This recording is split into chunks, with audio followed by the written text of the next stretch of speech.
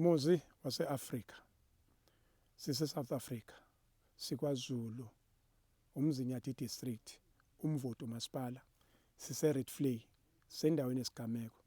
La emva kwami kuphahlazeke indiza ibinabantu abathathu ngeshwa nangebhadi baphangalala bonke. Inkulumo ke iqala kanje ithi bekunezindiza ezintathu ezisuka eThekwini ziya eGoli. Ukuthi bezinabantu abangaki ngayinye ayi ulwazi asikathuli. Yile esingayo esazi esizwile ukuthi abantu bebebathathu.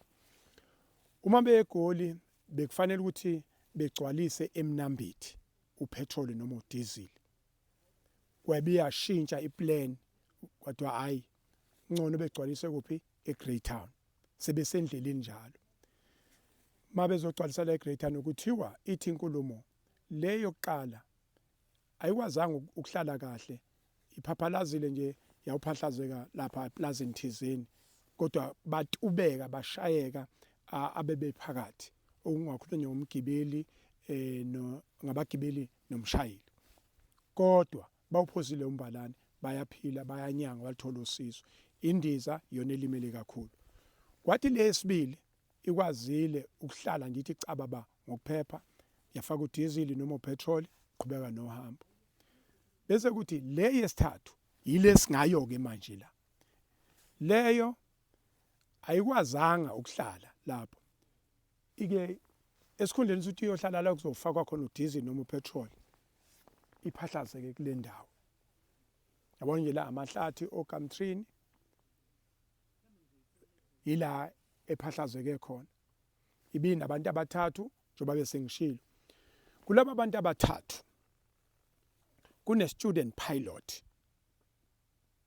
intombazane nje esencane, uma wayo useGoli, isihlobo sayo sisempangeni.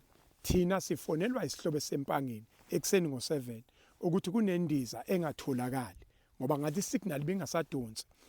Bisilokhu ithi Greytown Maritzburg, isho njalo inkulumo. Athi lo sisi msweli sicela usisize, sesilahlekelwe ingane yethu isendizeni ebiya eGoli, i-student pilot. Kodwa uzokufonela uma wayo okudadewethu, usho njalo kusisi. Bese kuthi emva kwemsuzwana nje bese kufona uma wayo ethi baba Msweli silahlekelwe ingane. Indiza ebikuyona kusho ukuthi asebenza kuyona ngoba phela i-student pilot. Asazi noma bekunabafundi lapha phakathi nothisha asazi, kodwa nje lengane ikuleso sikole ifundela ukushayela ibhanoyi, ibehamba futhi ngebhanoyi lasesikoleni, ngathi inkulumo imi kanjalo.